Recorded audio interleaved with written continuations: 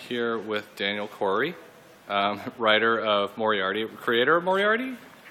Well, created by Sir Arthur Conan Doyle, but I did create the series, co-created with Anthony Diachudua, who's an artist, and I am the writer, yes.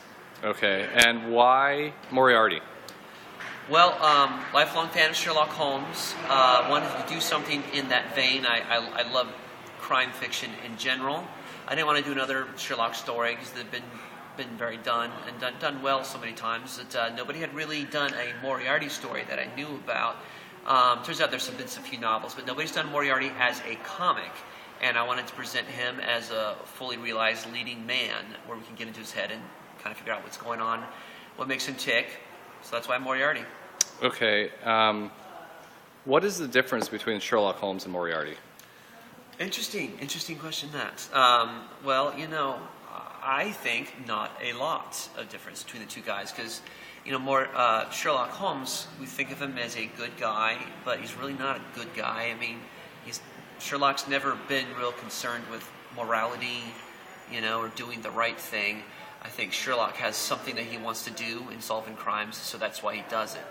He has a need within himself that needs to be served by solving crimes and kind of getting ahead of the police and being better at it than them. So that's why he does it. Moriarty is kind of the same way. It's just that he exists in what we call the criminal element. We call him a criminal. He doesn't think of himself as an evil person, doesn't think of himself as bad or a criminal. He just does what he needs to do to get through the day. At the end of it all, I think both guys are just doing what they need to do to survive and serve their own needs. And it just so happens one falls on one side of the tracks and the other on the other. Okay. I guess we need a brief synopsis of what you've written so far. Okay. Well, this first volume trade, which collects our first 4 supersized issues, this story is called The Dark Chamber, and that's available right now at your local comic shop. And we're starting our Moriarty story off here. We see the legendary fight between Holmes and Moriarty at Reichenbach Falls, where they had their final showdown in The Final Problem story by Doyle.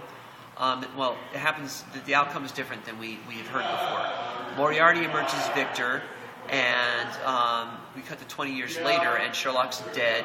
World War I's breaking out. Moriarty's a shell of himself, doesn't know what to do with his life. His criminal empire has fallen. Then he gets called back into the fray as he gets blackmailed into this mission by intelligence services. They want him to come find more Mycroft Holmes, and of course that complicates everything, and it ends up being a quest for a psychic box. There's ninja assassins, a villain that's going to be greater than he ever was, and he's got to reclaim his former glory as the world's greatest criminal mastermind. So that kind of sort of sums up the whole series and encapsulates what happens in the first story arc. We just started our second story arc last month with the Lazarus Tree, which finds Moriarty called to Burma to find an old colleague of his who's going to be instrumental in helping him rebuild his criminal empire. And he mixes it up with the locals, with some political types, the colonials. There's a mysterious legend about a tree.